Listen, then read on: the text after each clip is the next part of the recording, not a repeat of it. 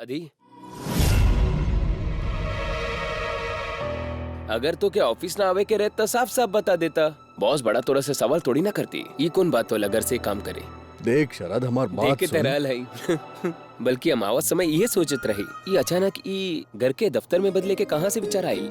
पर सही है, वो कहा ना कि काम के साथ साथ मन भी लागल रहे तो अच्छा है। हमके ई बताई कि कल जब आप भाभी जी के ऑफिस लेके आयल रही, आप हमके काहे ना बताई। हमके लागल के तहरा के पता हुई। लागल है तो खुद ही ना आपके सब कुछ।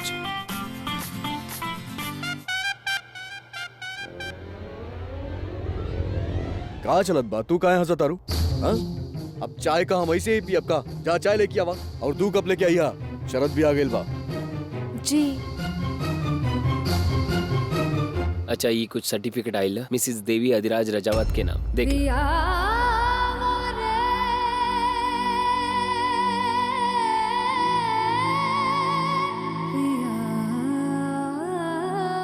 अगर शरद देवी के सामने सब बोल देलस तो का अभी तक यहाँ खड़ी पड़ू?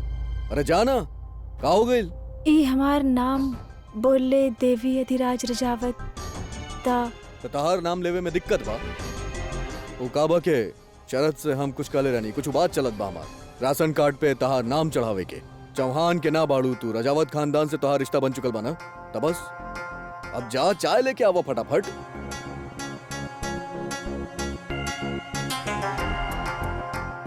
ए शरद, दरवाजा बंद कर।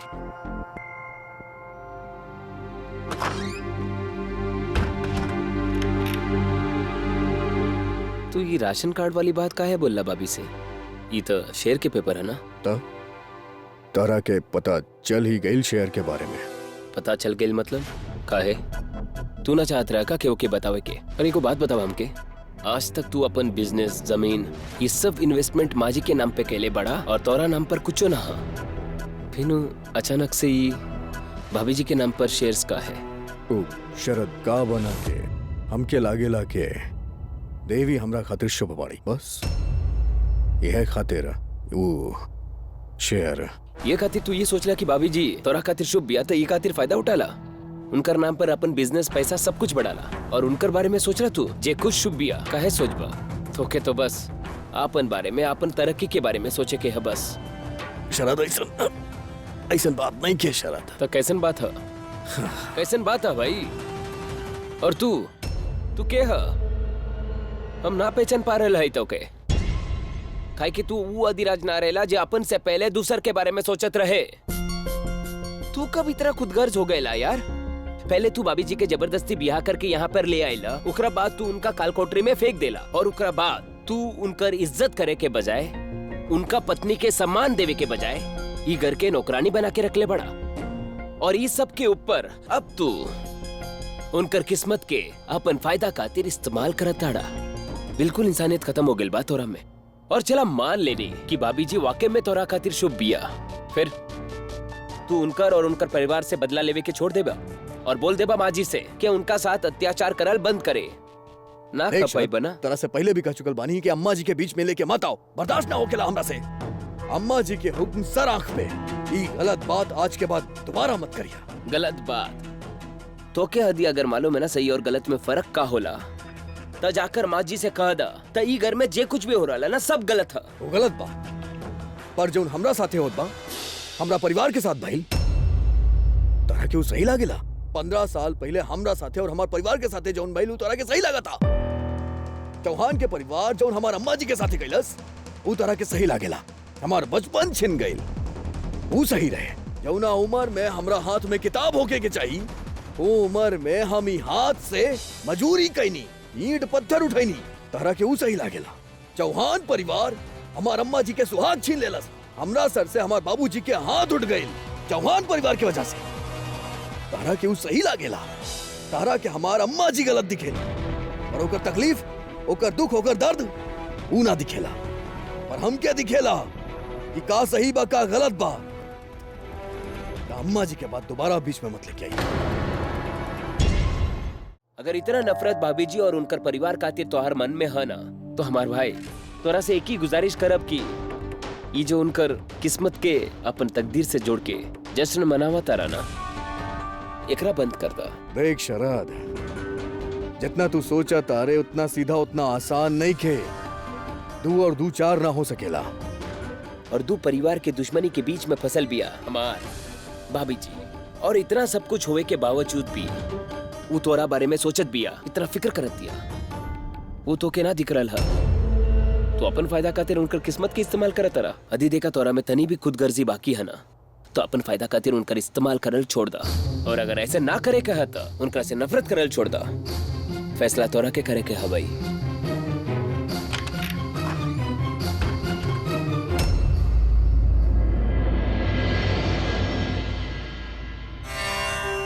आज भी गलती हमार बा। हमके पता बा तारा से रिश्ता नहीं खे, पर इतना तो बता सकेलू ना कि आज भी गलती हमार बा। हमके ई भी पता बा कि दुश्मनी 2 परिवार के बीच में बा। ओमे देवी के गलती नहीं खे, बिल्कुल नहीं खे। उ लड़की खास बाड़ी, शुभ बाड़ी हमरा खातिर, पर हमार हाथ बंधल बा 2 परिवार के नफरत से और ये अम्मा जी के जिद से। शरद जोन बोल के गई बिल्कुल सही है, पर हम का करी? ई जौन कड़ा बना वजन कम बा और छोट भी बा, और सोना एकरा में डाल के बड़ा कड़ा बना दा। और ई जौन हरा और लाल रंग बना ओकरा साथ नीला रंग भी भर दा, है ना? जी अम्मा जी।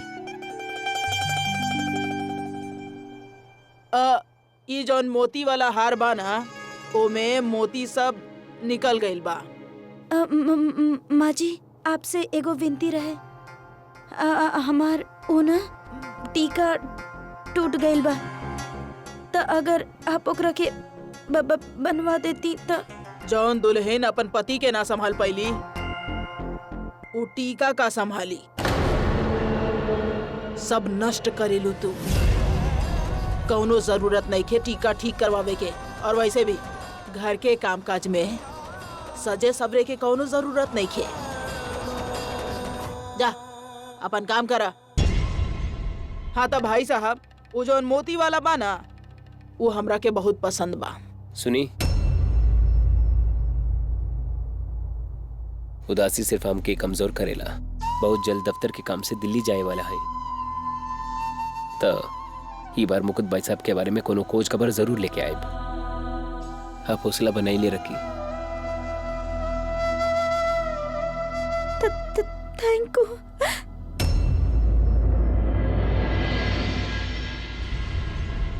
बहुत काम कर लेनी, हमार कमर में बहुत दर्द होत बा। का करी?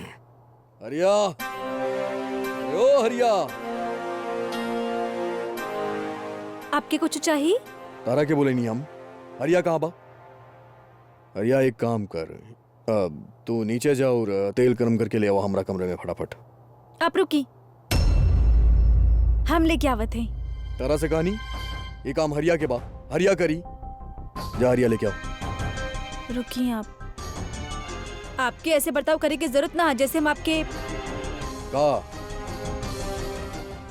आपके बिना कुर्ते के देखले ही ना है। कब देख लू तू? अब ना, आपके कमर में दर्द बढ़ जाए उससे पहले आप मालिश करवा ली हरिया से, आपके आराम मिली। तब तक हम ना बाजार से आपके खातिर दवाई लेके आवत हैं। आपके पत्नी है, मालिश ना कर सके नी तो कम से कम दवाई लेके तो आ ही सके नी ना। हरिया जा फटाफट तेल गरम करके ले आओ।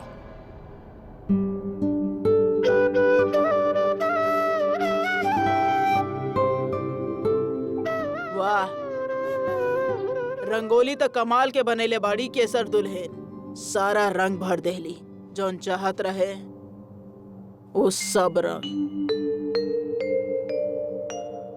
उर्मी, जी नाश्ता के तैयारी कर ले लू। अब वो बस हम जाती रानी।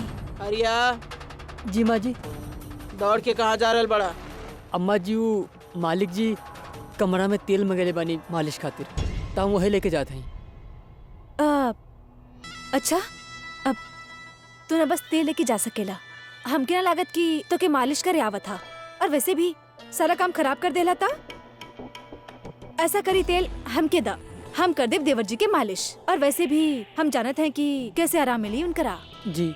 और मैं जी अम्मा जी। तारा के जौन काम कहले बानी ऊ कर, नाश्ता के तैयारी कर। आज हमार बेटा जी के मालिश होकर माँ करी। पर अम्मा जी हमार रहता आप। और मैं तू नाश्ता के इंतजाम करा, ओकरा बाद आपन माँ के मदद करिहा। लावा तेल हमरा के दा।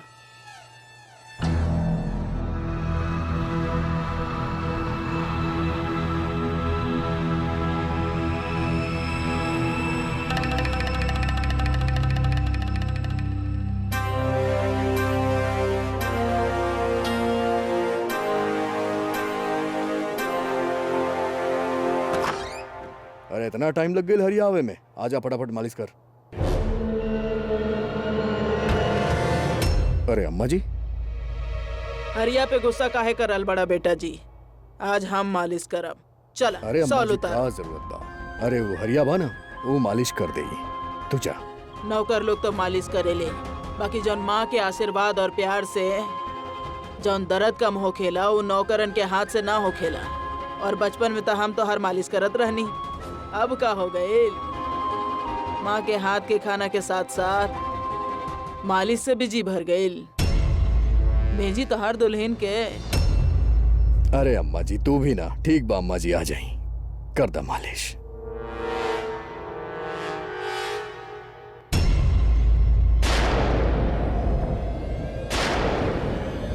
ये हमार कंधा के मालिश कर दा अम्मा जी, बस ये कंधा में ही दर्द बा।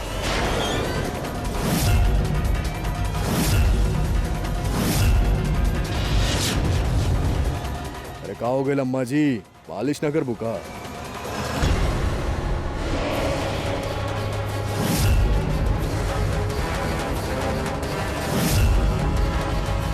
अब तू हमार मालिश के काबिल ना रहला। हरिया तू ही कर दा मालिश।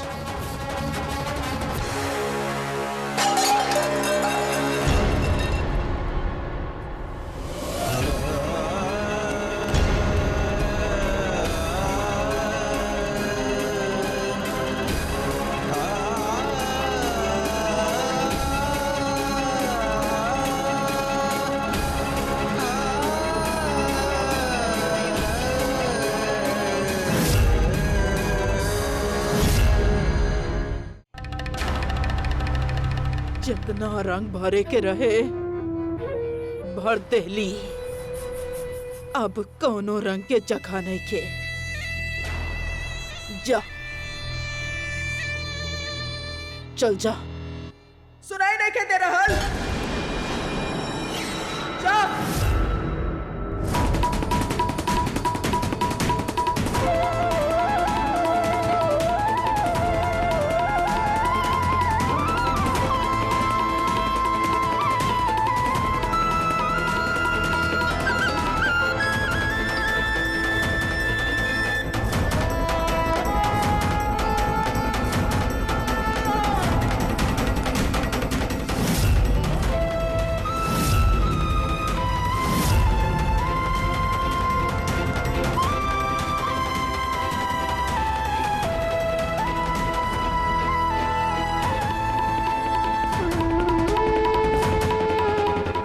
हमके ऐसा लागेला के ऊ लड़की हमार धंधा खातिर शुभ बाड़ी, ई परिवार खातिर भी शुभ बाड़ी।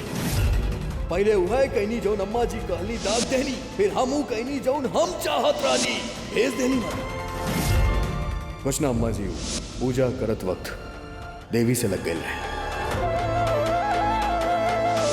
वो जो लड़की है ना वो अंग्रेजी जाने और विदेशी लोग अंग्रेजी में बात करेले, तो हमरा साथे होई तो हमार तनी सहायता हो जाई। चौहान कबो भी रजावत खातिर शुभ शुभ हो सकेले अम्मा जी। तो 2 दिन के अंदर हम भी तोहरा की बात पे विश्वास दिलाई कि वो लड़की हमरा खातिर शुभ बाड़ी और शुभ ही रही।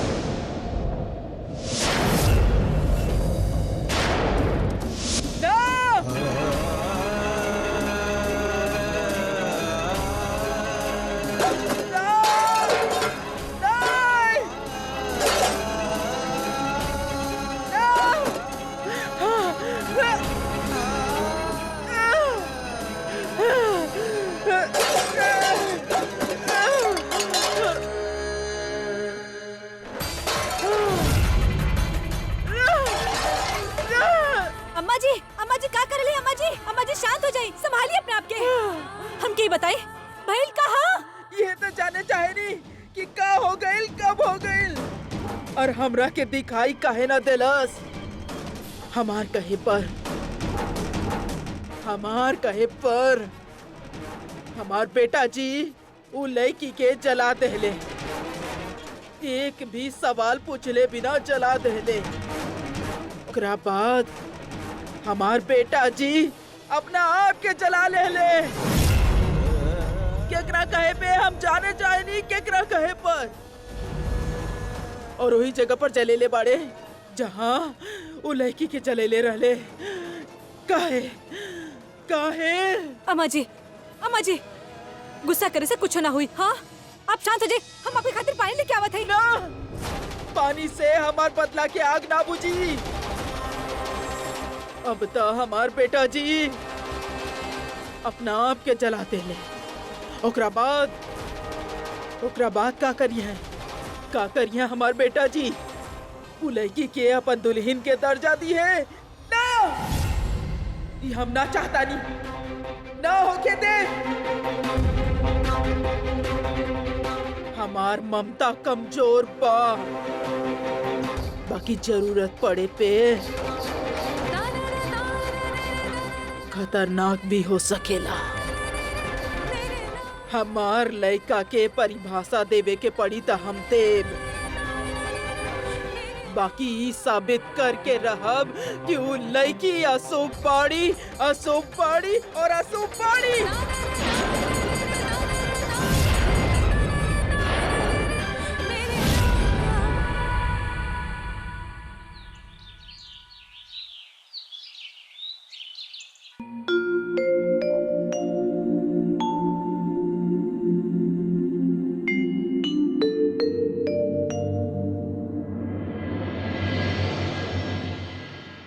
चल देख रही अम्मा जी लड़की के कुछ ज्यादा ही खुश नजर आ रहा। बाकी अफसोस के बात ई बा कि ओकरा पता नहीं खे आज ओकर खुशी के आखिरी दिन बा।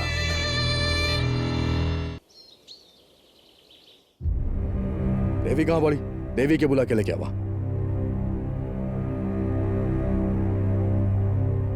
अदी देखा तोरा में तनी भी खुदगर्जी बाकी है ना, तो अपन फायदा खातिर उनकर इस्तेमाल करल छोड़ दा। हाँ बा रहे दे, जरूरत नहीं है। बेटा जी। हाँ अम्मा जी। कैसन बा तबियत तोहार? ठीक बनी। हम तो ई पूछायल रहनी कि आज घर के बाहर गइल जरूरी बा। अम्मा जी काम कल जरूरी बना, काम न करब तो अपन सपना कैसे पूरा करब? कल तो दफ्तर यहाँ बुला लेनी घर पे, पर रोज रोज ऐसा ना कर सकेली तो हमका जाए के पड़ी। जाता नहीं। बेटा जी माँ बानी तोहार, चिंता के अलावा और कर भी का सके नहीं। आज आपके कुंडली पंडित जी के भेजले रहनी, उनकर फोन आयल कि आज के दिन तारा खातिर शुभ नहीं खे। बेटा जी घर के बाहर गए तारा खातिर शुभ नहीं खे। कुछो ना होई अम्मा जी, काहे चिंता करत तारू? काम करे खातिर बाहर जाए के पड़ी ना, तो चिंता मत करा, हमके कुछो ना होई। जाता नहीं हम। संभल के। सुनी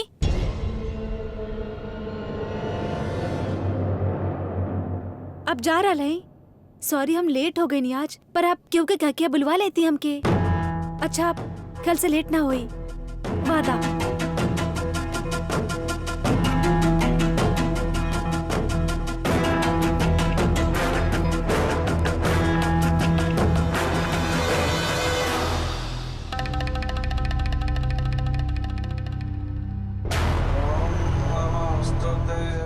आज तो सारा वादा टूट जाई है, जौन कैलू वो भी और जो ना कैली वो भी।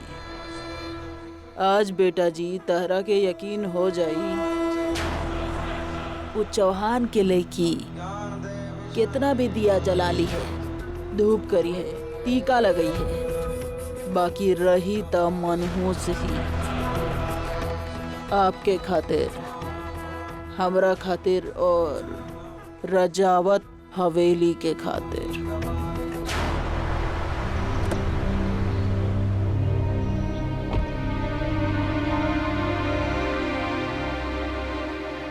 चलिए।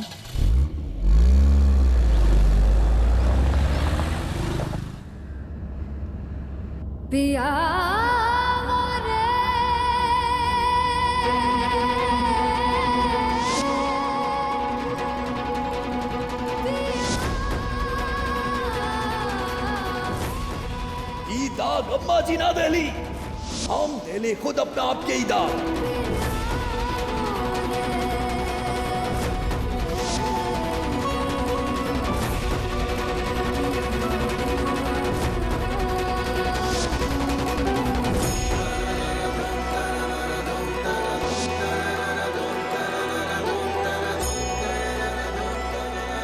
अच्छा, ये कुछ सर्टिफिकेट आइल मिसिस देवी अधिराज रजावत के नाम।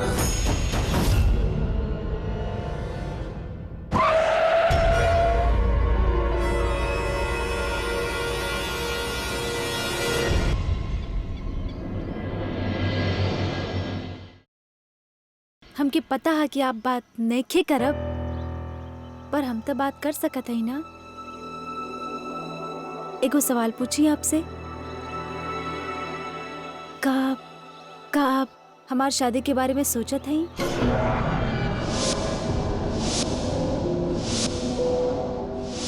हमार मतलब कैसन शादी है नहीं? का कबो ई बारे में सोचले हई? हम दोनों ही शादी अलग अलग वजह से कईनी। हमार मजबूरी रहे आपके नाराजगी।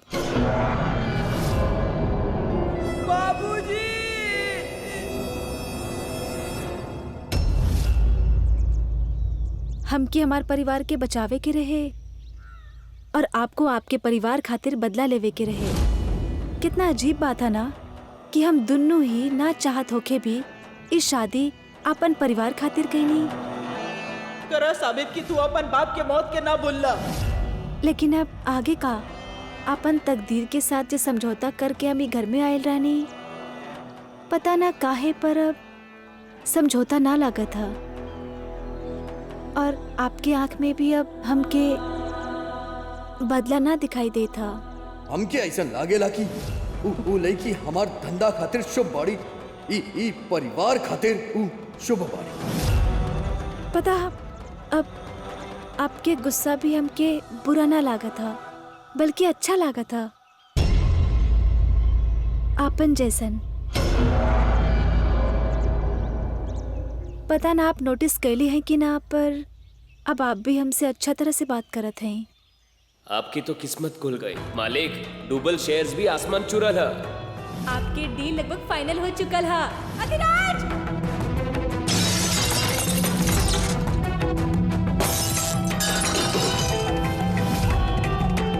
अब जब हम दोनों के बीच में सब कुछ बदल गई था, ये जो उनकर किस्मत के अपन तकदीर से जोड़ के जश्न मनावा तारा ना, एकरा बंद कर दो। कहाँ खो गए रहनी आप? हमके साथ लेने पर बात खुद से ही। कितना खुदगर्ज हैं आप। तू कब इतना खुदगर्ज हो गएला यार? काहे कि तू वो अधिराज ना रहेला जो अपन से पहले दूसर के बारे में सोचत रहे।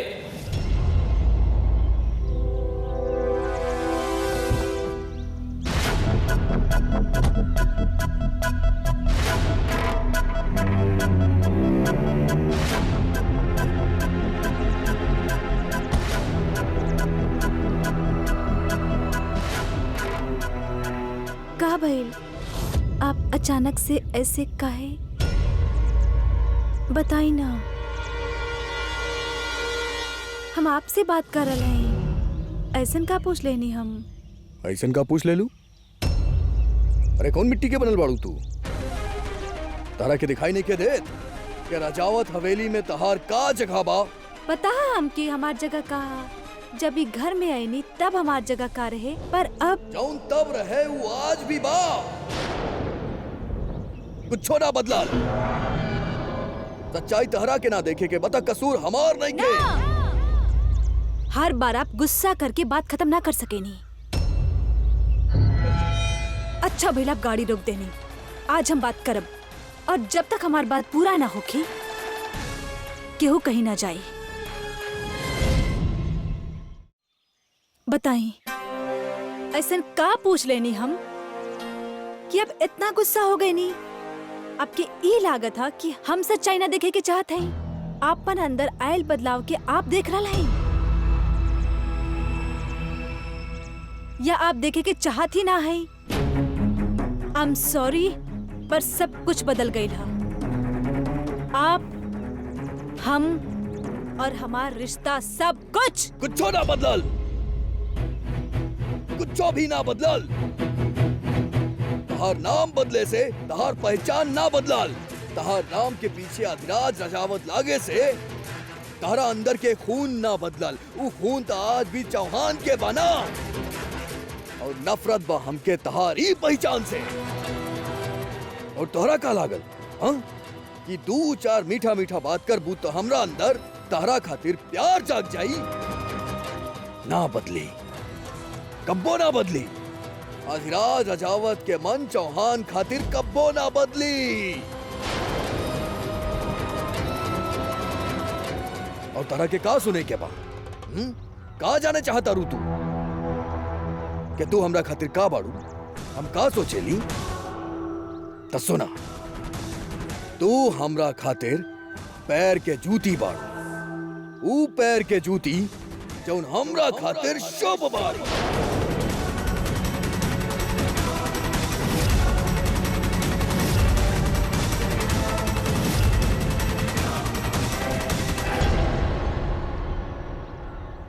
अतारा का लगा ये हम बदल गए नी? हमार मन बदल गई? हाँ, ऐसन कुछो ना भाई। हमार मन बदलल सिर्फ एक ही बात खातिर कि हमरा के लागल कि जौन चीज हमरा खातिर शुभ हा ओकरा नुकसान कैसे पहुंचा सकी। ई है बदलाव रहे पर तहरा की बात से खुशी मिलत रहे, पर हमरा के ई बात सोच के हमार कलेजा चीरत रहे। तहरा के और कुछ भी जाने के बना चला हमरा साथ। आओ, आज हम तोरा मन के भ्रम तोड़ब कि हम तोरा बारे में का सोचेली। बैठ।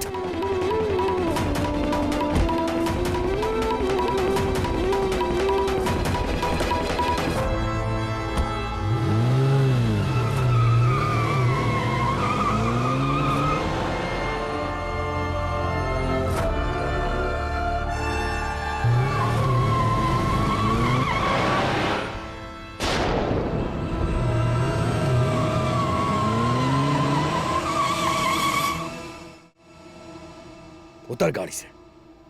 हम कहानी गाड़ी से उतर।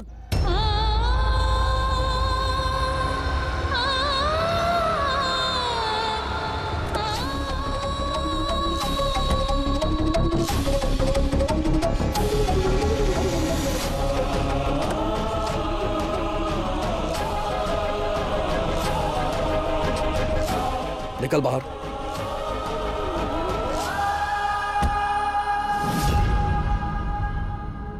पहचान लू ई जगह? यहाँ तहार हमार ब्याह भइल रहे। फेरा भइल रहे तहार हमार ब्याह के। वो तहार हमार ब्याह के फेरा ना रहे, वो तहार बर्बादी के शुरुआत के फेरा रहे।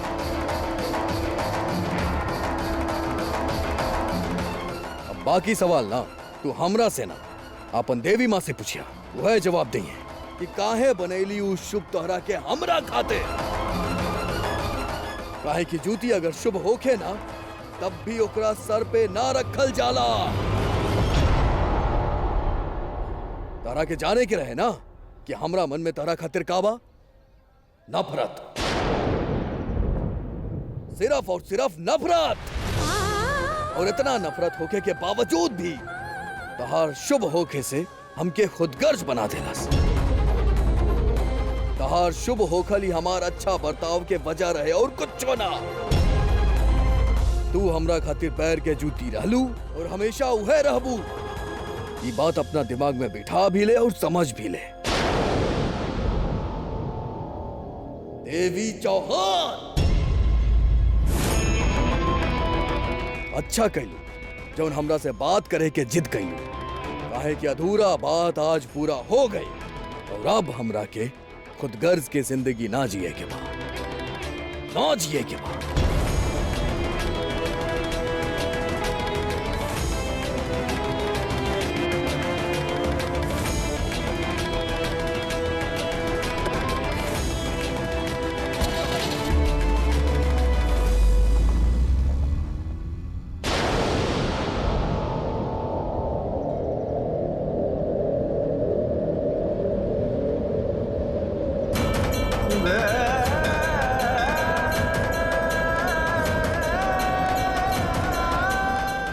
काहे हर बार खुशी हमारे हाथ में आवत आवत फिसल जाली। काहे हम कैसन लगने देनी देवी माँ कि सब ठीक हो जाए, दोनों परिवार के बीच भी ठीक हो जाए, हमार और अधिराज के बीच में सब ठीक हो जाए। काहे देवी माँ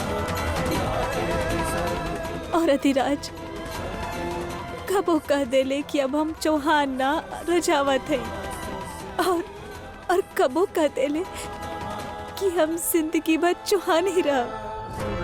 का सच में उनकर अच्छा बर्ताव की वजह हमार शुभ होखल है।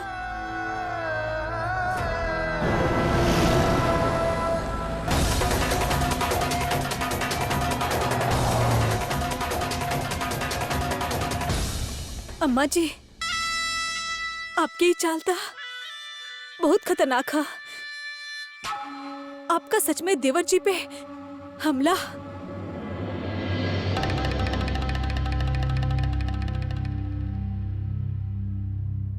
वो हमला ओकर शरीर पे ना होखी, ओकर दिमाग पे होखी। शरीर पे लगल घाव त समय पर भर जाला, बाकी जौन घाव दिमाग पे, सोच पे होखेला ना, ओकरा त बीतल घड़ी भी ना बदल सकेला। उ लड़की के पीठ जलावे के बाद हमार बेटा जी आपन पीठ जला ले। ई काम तो वहे कर सकेला जे प्यार में पड़ गए होखे। बाकी अब वो लड़की शुभ होखे, वो भरम हमार बेटा जी के मन से खत्म। प्यार शुरू होखे से पहले ही खत्म।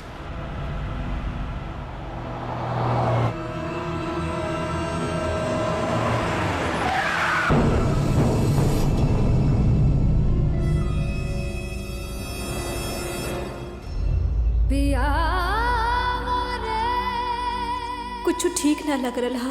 अधिराज ठीक था ही न देवी माँ, हमके उनकर साथ होवे के चाहिए, चाहे वो जो मर्जी समझे, पर हमके हमार धर्म निभावे के हा। हमके ई वक्त उनकर साथ होवे के चाहिए।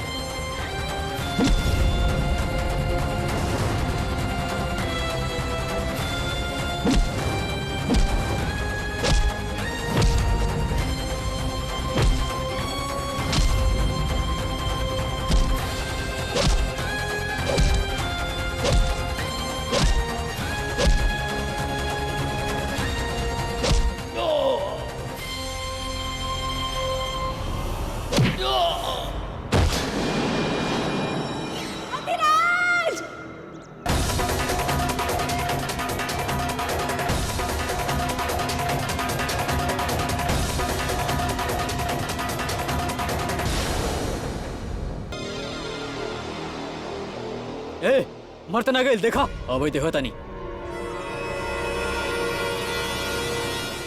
बहुत जवान बससुरा में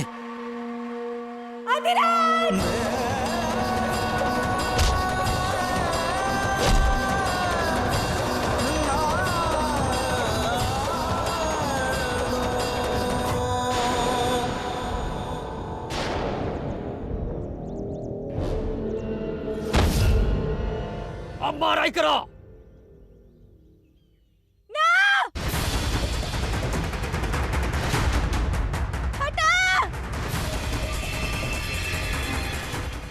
का कर रहा लाई हटा पागल हो गया हटा ये पागल है या पागल है अधिराज अधिराज आपके कुछ ना होए देव हम आपके कुछ ना होए देव हम क्या करी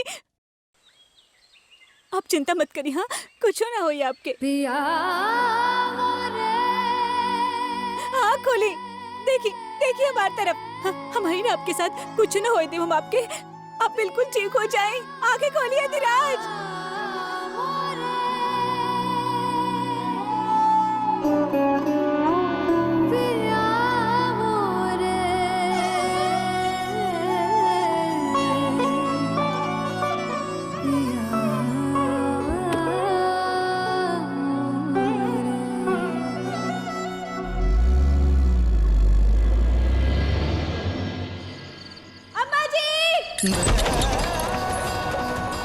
जेठानी जी आई प्लीज अम्मा जी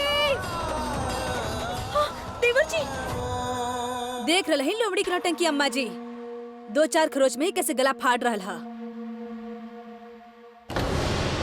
हे भगवान अम्मा जी देवर जी हटा के सर क्या हो गई इतना खून हाँ क्या हो गई बेटा जी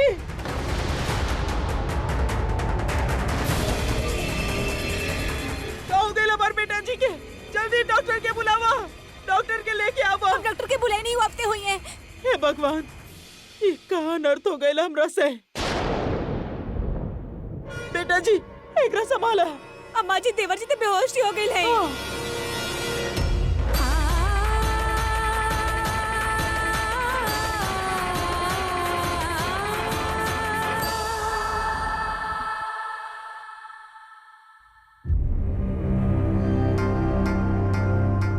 नमस्ते अच्छा भाई आप आ गए नहीं हमार बेटा जी बेहोश हो गए बाड़े बहुत चोट लगल बा बहुत मुश्किल से उनकर कमरा में लेके गए हैं वही लिटा देले हैं अब जल्दी चलिए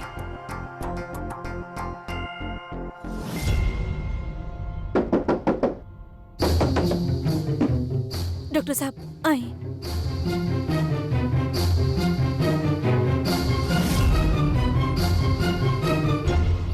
ई वक्त ना अम्मा जी भोला मत लगी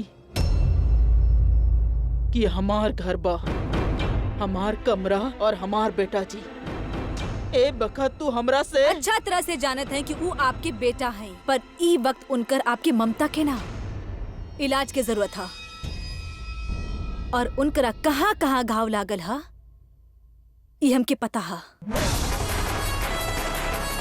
हमार यहाँ रहल बहुत जरूरी है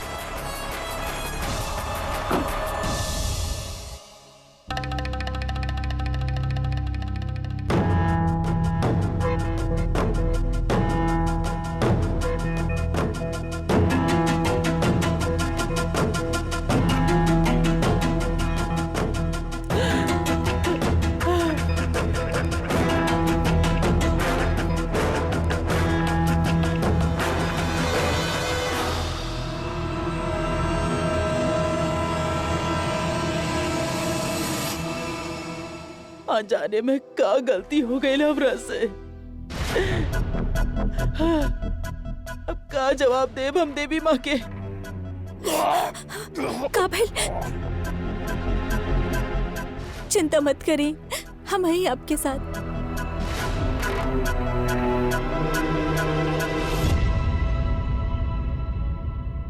हमार बेटा जी के कुछ हो गया था हम कबो अपना आप के माफ ना कर पाए अम्मा जी आप अपना आप के दोष काहे दे रहा है? आप तो भला ही चाहते हैं ना देवर जी के।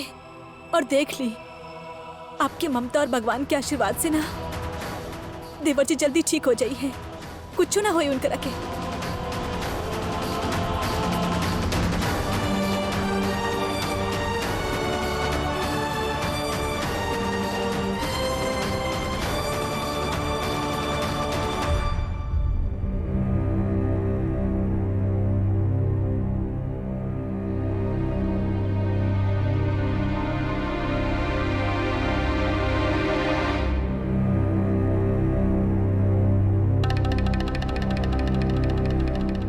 अरे ई बार तू जीत ना पाई बा।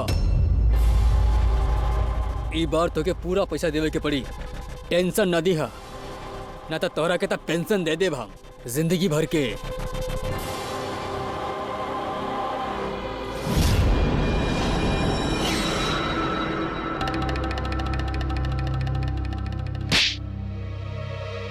के मारलस हमार बेटा जी के। हम तो कहले रहनी कि सिर्फ 2-4 खरोच होके के चाहिए, तो जान से मारे के कोशिश के कैलस। बतावा के कैलस। अपन काम तो हम संभाल के करत रहनी, हमला तो हमरा पे सामने से भइल ह और हमके तो अपन और अपन साथी के जान भी तो बचावे के रहे। ऊपर से ओकर पत्नी उता निकल झांसी के रानी, वो हमरा पे हमला कर देली।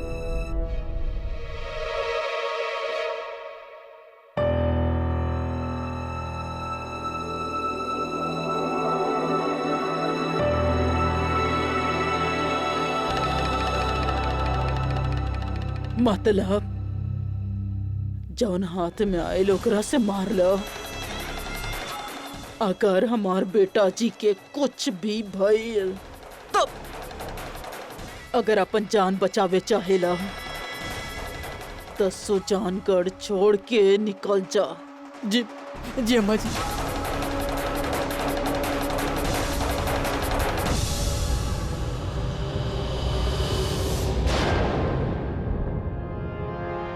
माँ जी,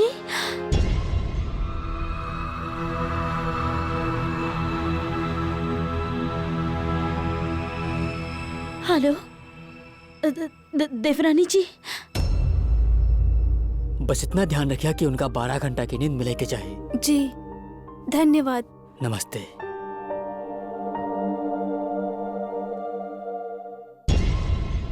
क्या कहले डॉक्टर?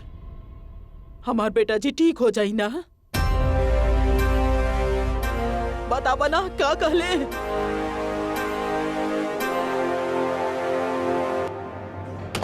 बतावा ले की का आप सचमुच जाने के चाहते हैं तो चलिए हमरा साथ। लेकिन रुको, का कर रहल बाड़ू? ऐजा काहे ले बाड़ू? सब ठीक बा ना? बतावा का कहले डॉक्टर? आप बताएं कि आप वो गुंडा से का कहले रानी?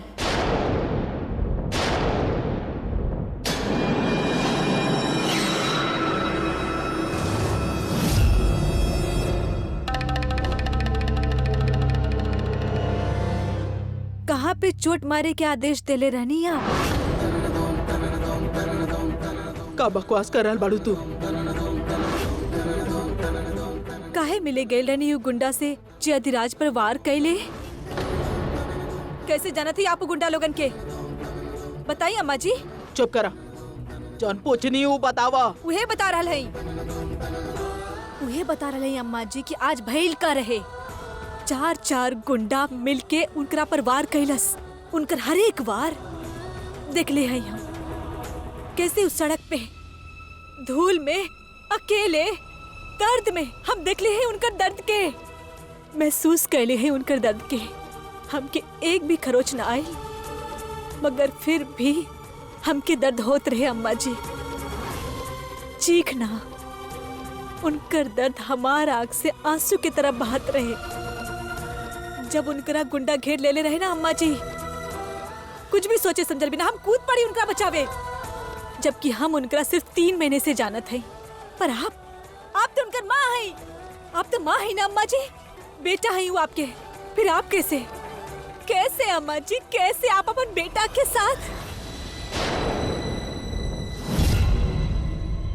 अम्मा जी, माँ ते एगो बच्चा के जन्म देवेली, फिर वो ओकर जान लेवे की कोशिश। चुप करा।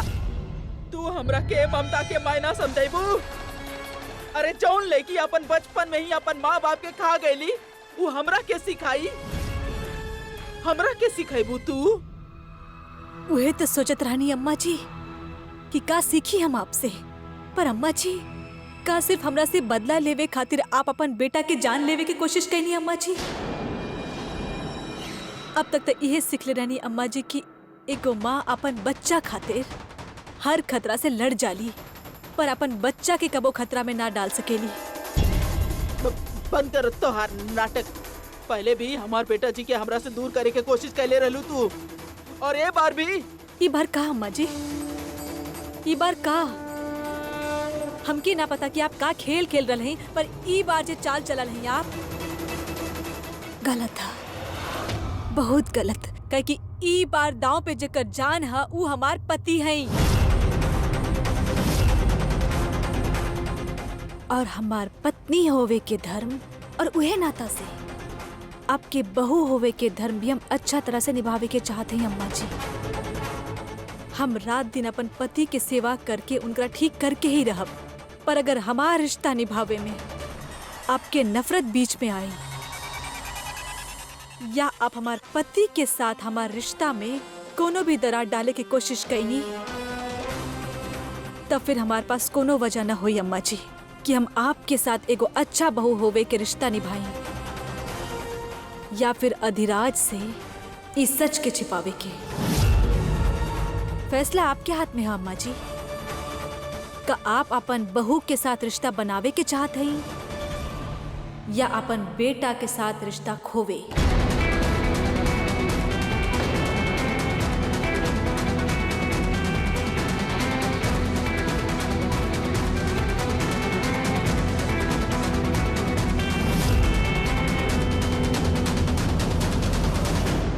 चलत है अम्मा जी, उनकर दवाई के वक्त हो गई ला।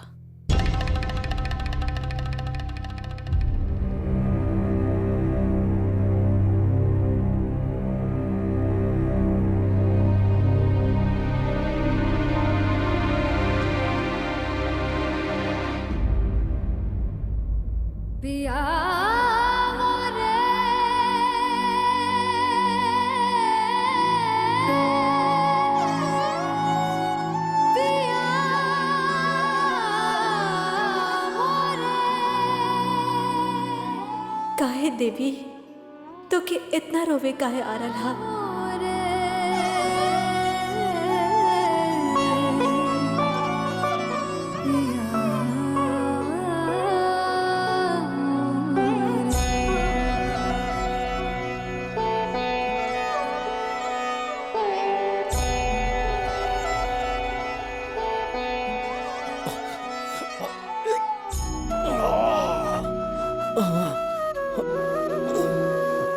डॉक्टर कले रहे आपके कि कम से कम 12 घंटे की नींद की सख्त जरूरत है।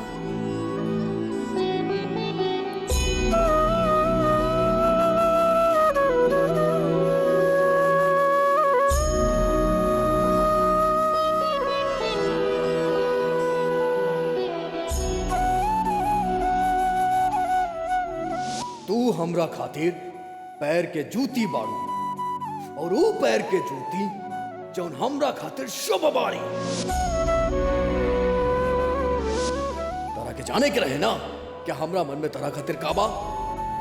नफरत, सिर्फ और सिर्फ नफरत।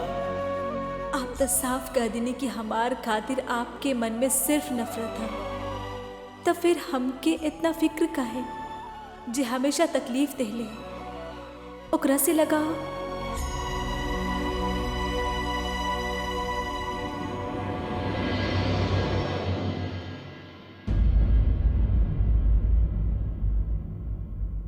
तुझसे जो ये प्रीत लगी है, मोहे ये हार भी जीत लगी।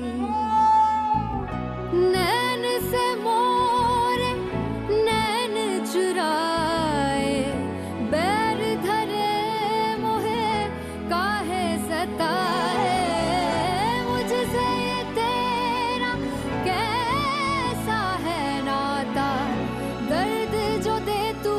मन को भाए रे पिया, रंग रंग जाऊं जी तेरे ही मैं, हो जीत गई तो पिया रे।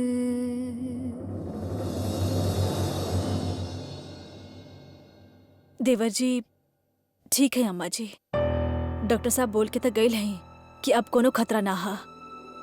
अम्मा जी आप अपना आप के कसूरवार काहे मान रहा है? आप कोनो जानबूझ के थोड़े ही न कैले हैं। आप भी तो अपन ममता के हाथ मजबूर हो गए रहनी ना। पर अम्मा जी ऐसे उदास रहब ना तो फिर वो लड़की के ज्यादा वक्त ना लागी देवर जी के सामने तोहार ममता के काला रंग पेश करे में, और फिर देख लिया देवर जी फंस जाइए वो लड़की के चंगुल में, और ओकर बाद हमार खातिर तो हमार मतलब है कि सब खातिर परेशानी बढ़ जाई। अम्मा जी आपके चुप्पी से कोनो फायदा ना होई, ये बखत शांत रहे के ना हा, बल्कि फटाफट सोच समझ के कोनो कदम उठावे के हा, वरना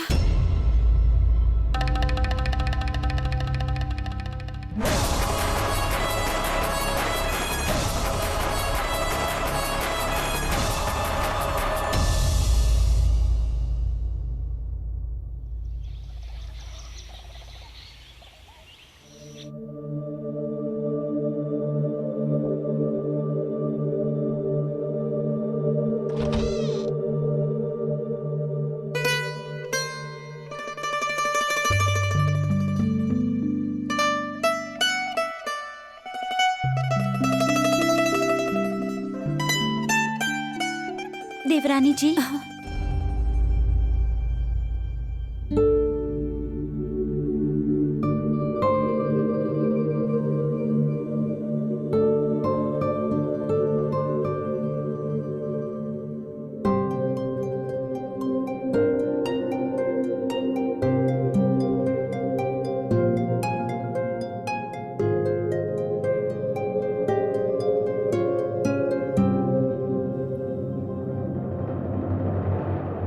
देवरानी जी 1 मिनट।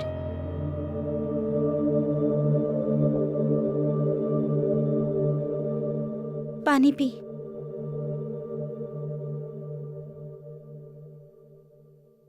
देवरानी जी आप सारी रात ऐसे बैठल बैठल ही बिता देनी, एक पल खातिर भी आंख ना बंद कैनी ना? जब मन में कोनो अपना खातिर प्यार होखेला ना तो कोनो भी तकलीफ बड़ा ना लागेला। ये आप का कर रहे हैं जेठानी जी? प्रेम नहीं खे ता का बा, तबे तो देवर जी के तकलीफ देखल ना गए और खुद आप सारी रात इतना बड़ा तकलीफ में बिता देनी।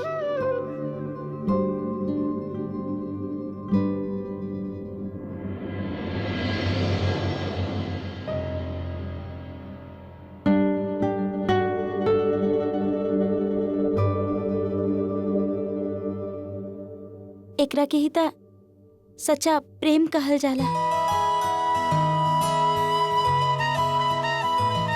अब देवरानी जी एक काम करी, अब आप जल्दी से हाथ मुंह धो के आ जाएं, तब तक देवर जी के ख्याल हम रख ले। आप ये रही प्लीज, हम अभी आवत हैं। आप चिंता मत करी। थैंक यू जेठानी जी।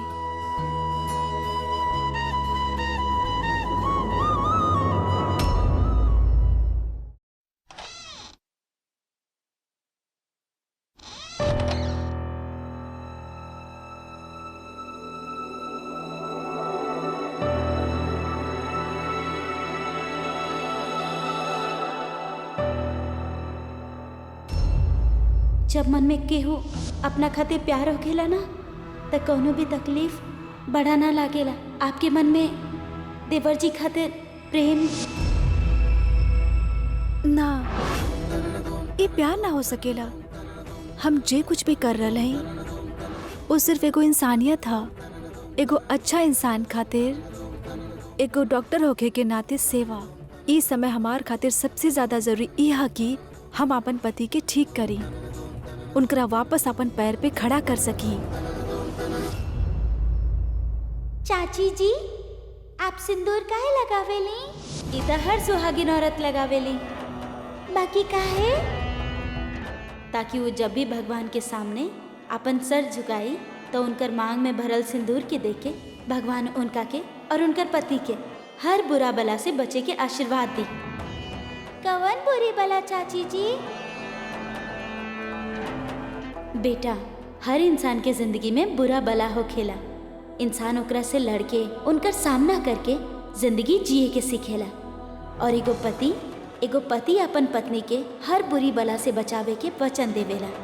तब फिर एगो पत्नी के भी फर्ज बनेला कि ऊ अपन पति के ओकर दुश्मन से और हर बुरी बला से बचावे और ओकर हमेशा साथ देवे। हमो बचाए अपन पति के। पिया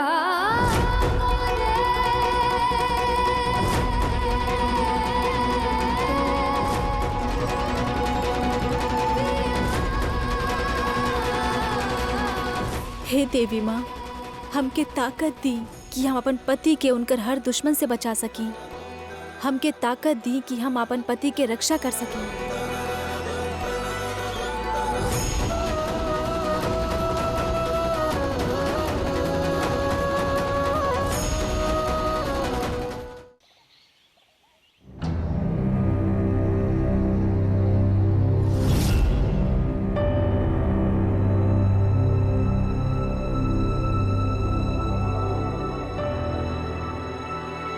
अपना लोग के खतरा से दूर रखे खातिर कबो कबो खतरा के एहसास करवावल भी बहुत जरूरी बा।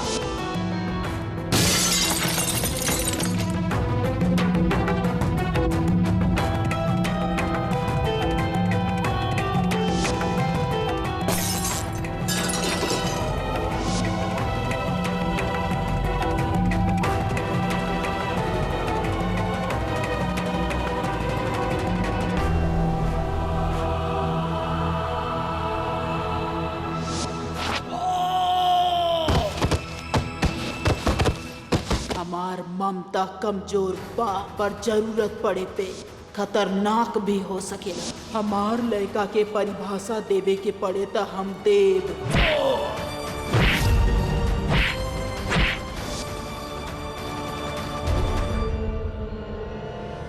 बेटा जी,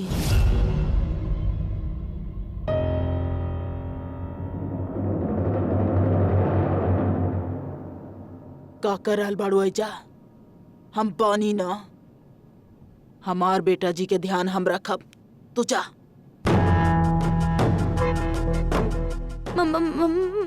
माँ जी, ओ देवरानी जी आवते हो कि तब तक हम ऐसे बैठल बानी।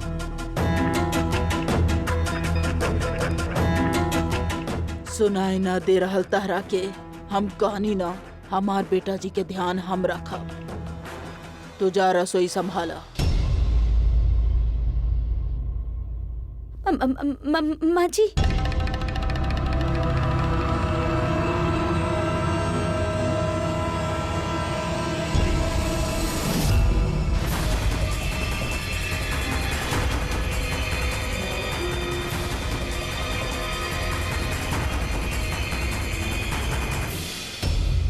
अम्मा जी आप यहाँ देखिए, डॉक्टर कहले हैं ई वक्त इनकरा आराम की जरूरत है, तो आप बात ना कर पाए।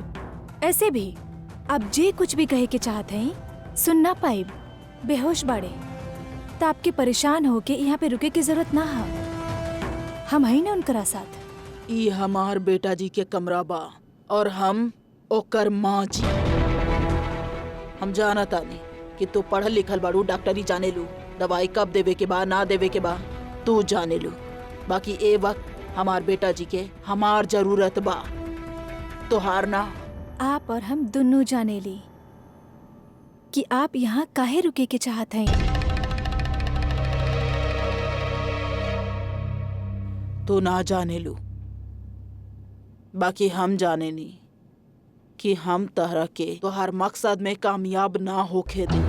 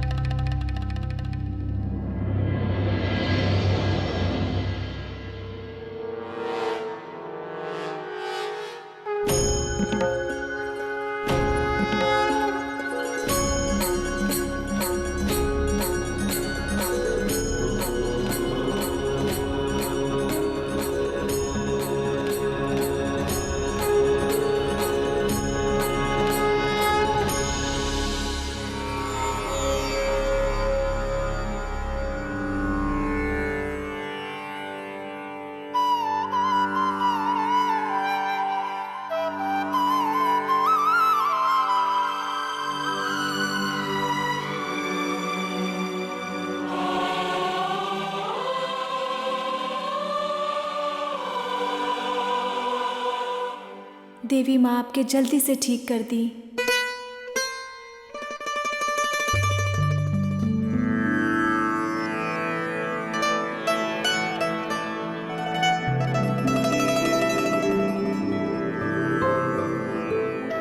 हम देवी माँ से प्रार्थना कैले हैं कि आपके बेटा के जल्द ही होश आ जाए।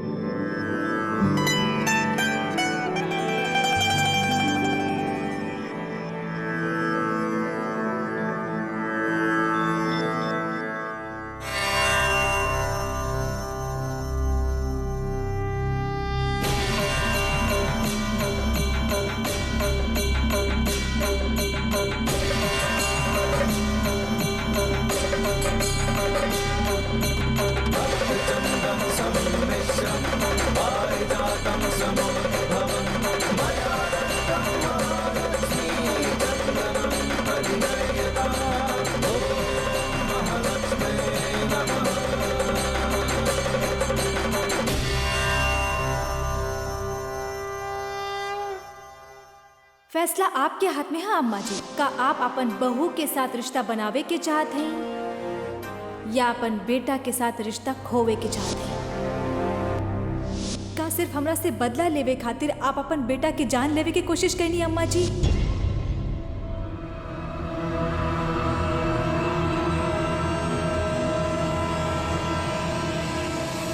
पुलिस आ गई जेठानी जी। अच्छा भइल आ गईले। इनकर साथ जो हादसा भइल उनकर कंप्लेन लिखावे के हमके।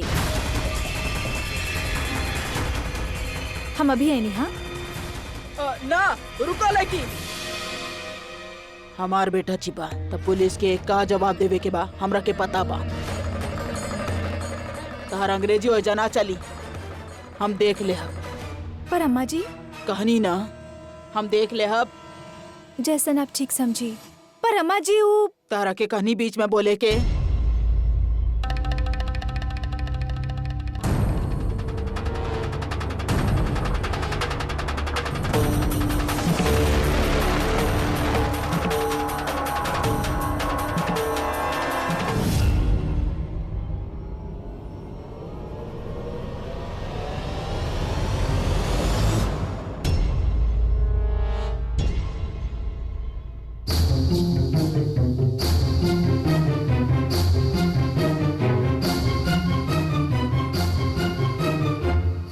अम्मा जी ई पुलिस का आ रहा हवेली में, और अगर आ रहल बाड़े तो फिर नजर काहे ना आ रहा?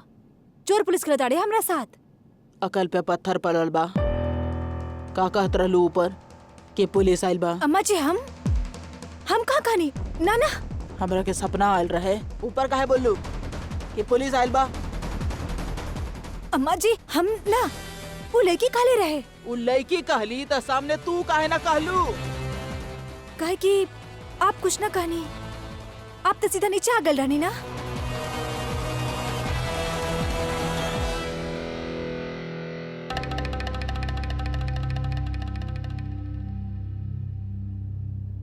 अम्मा जी हमार ना कलेजाई सूख गल रहे।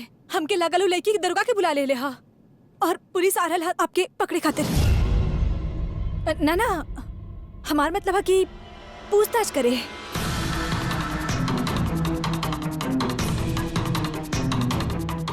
अम्मा जी हम तो उ लड़की के लोमड़ी खात रही, पर उ लड़की तो लोमड़ी से भी ज्यादा चालाक निकलल। देखा ना कैसे आपके माथ पे माथ। हमार मतलब है कि कोनो चाल चलेली उ लड़की। हाँ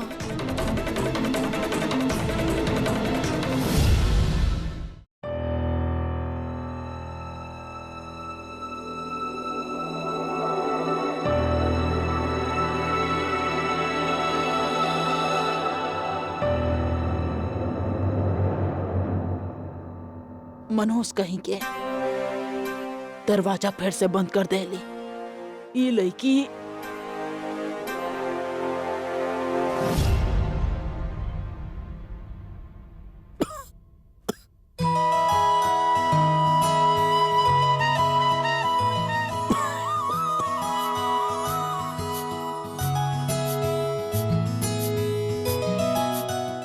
आपके होश आ गए? आप ठीक हैं?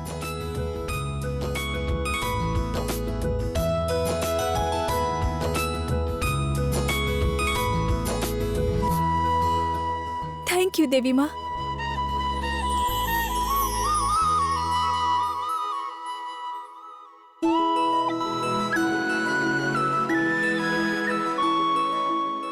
हेलो हेलो डॉक्टर साहब, हदराज के होश आ गए। चलिए अच्छा भाई, बस दवा समय से देते रही और कोनो परेशानी होई तो हमरा के कॉल कर लिया। जी थैंक यू।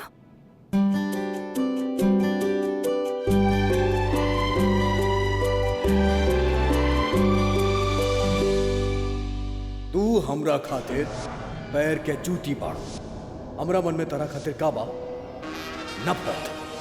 देखिए हमारी तरफ, हम हैं ना आपके साथ, हम आपके कुछ न होए देव, आप बिल्कुल ठीक हो जाए। पानी पानी पानी, हाँ।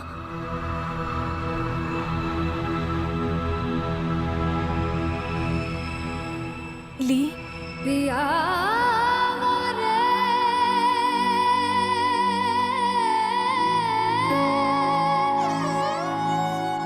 पिया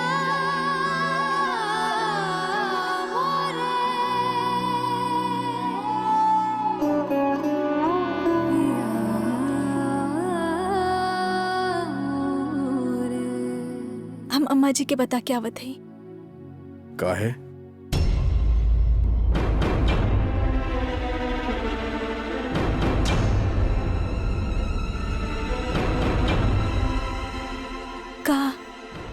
काहे बचैलू हमरा के? ये कैसन सवाल है?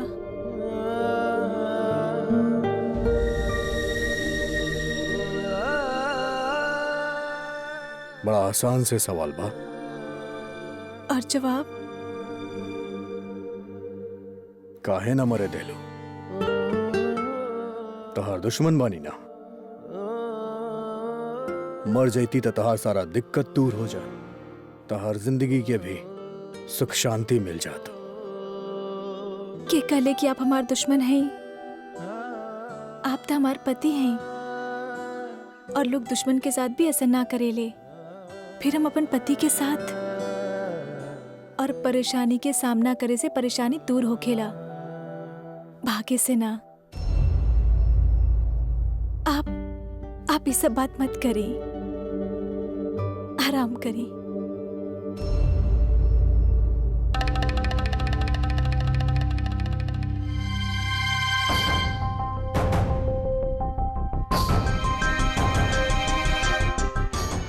पता ना का कर रहल होखी अंदर।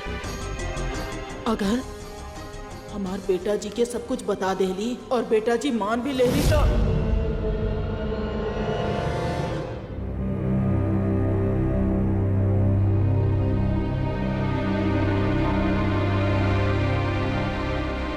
सुनी, हमके आपसे एगो जरूरी बात करे के हा। का होई? होई का माँ जी? फिर तो समझ ले कि सारा खेल ही खत्म। अच्छा से निकल जा। जी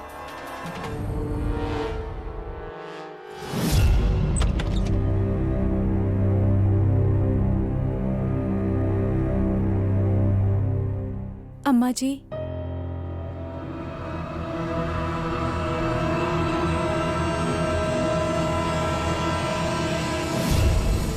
बेटा जी, ये लड़की के कोनो भी बात पे विश्वास मत करिए, ये झूठ बोल रहल बा। ओकर सारा शब्द झूठा बा, एकदम झूठ बोल रहल बाड़ी लड़की। अम्मा जी, पर देवी जौन कुछ भी कहली वो सब सच बा। देवी सच बोलता है।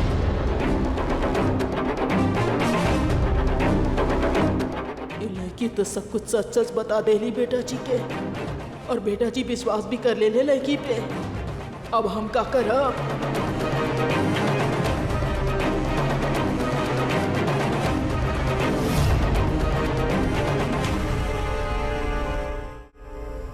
सुनी, हमके आपसे एगो और जरूरी बात करे के हा।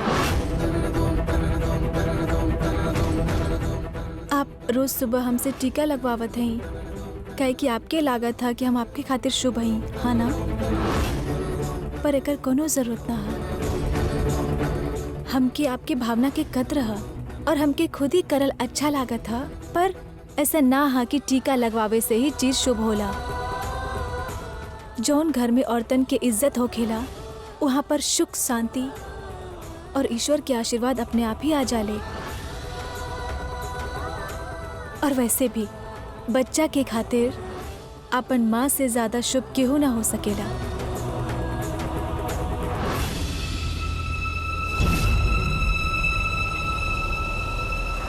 त इहे खातिर अगर आपके दर्जा केहू के देवे के भी हा तो सिर्फ और सिर्फ अम्मा जी के दी।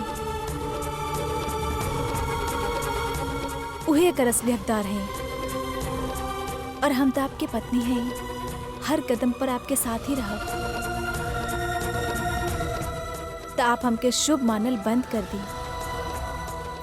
जीवन में आप जौन कुछ भी हासिल कैले हैं वो आपके मेहनत और अम्मा जी के आशीर्वाद से भइल है।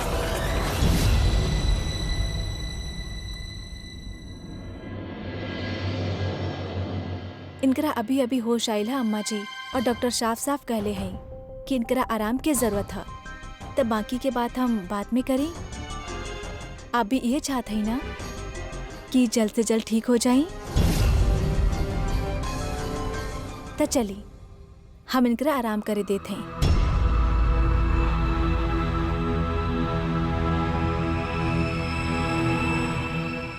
जल्दी से ठीक हो जा, फिर तहरा से बहुत सारा बात करे के बा।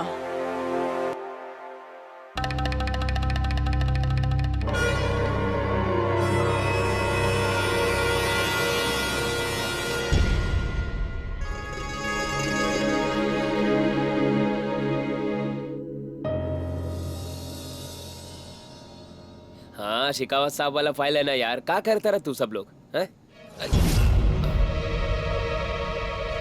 थैंक यू सो मच, बचा ले लिया आप हमके। Mention not. Wow, mention not, thanks. ओ दिन आपके बोलते सुन ले रनी ना, तब बस यही से। Very good. इतना बड़ा गुलदस्ता केकरा वास्ते बा? ई गुलदस्ता ना, हाँ, ई हर डबल ऑफर धमाका वाला गुलदस्ता। धमाका?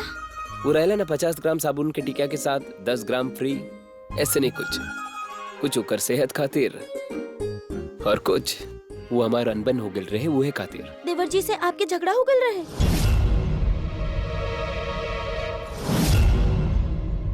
चलिए हम देख के आवते। शरद जी, ओ दिन आप कहले रहनी ना कि शहर जाए ता इनका बारे में। जी हम पता लगा रहे। अभी तो कुछ पता ना लगल है, लेकिन आप इतना सोची मत, हम आपसे वादा कैले है ना, धनी बाई जरूर। ठीक बा। अच्छा सुनी। हाँ?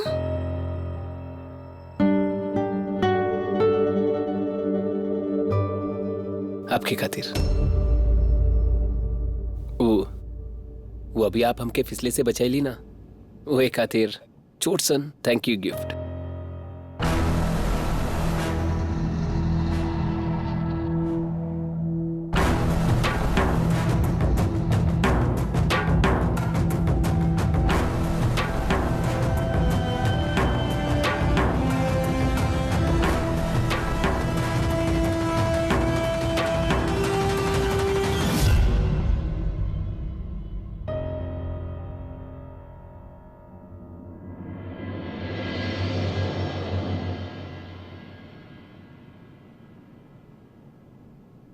रोका।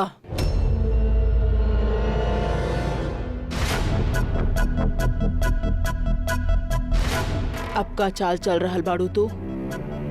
कौन सा नया पट्टी पढ़ा रहल बाड़ू हमार बेटा जी के? पट्टी ना अम्मा जी, जे सच है उहे बतावत रहनी। पिछले 12 घंटे में आपके चेहरा पर परेशानी देखले हैं हम। अपन बेटा खातिर आपके प्यार चिंता सब देखले हैं हम। कितना फिक्र है आपके उनकरा के। फिर हम सोचनी कि ओ माँ जिन पर ही कितना भरोसा करेले, आंख बंद करके उनकर हर बात माने ले, जिनकर एक बात कहे पे ओ दुश्मन के लड़की के साथ शादी तक कर ले। ओ माँ के सच जब उनकरा के पता चली तो का होई? पिया का बीती उनकरा पर जब उनकरा के पता चली कि उनकर आपन अम्मा जी उनकर साथ ई सब। जे समय आप षड्यंत्र रचे में लगावत है ना अम्मा जी, उस समय में एक बार आप रामायण के एगो पाठ पढ़ ली जेमे भगवान राम के माँ कैकेयी के बारे में बतावत लिखल गई है कि दुनिया में कोनो भी चीज में कपट हो सकेला, यहाँ तक कि एगो पूत भी कपूत हो सकेला, लेकिन एगो माँ कबो कुमाता ना हो सकेली।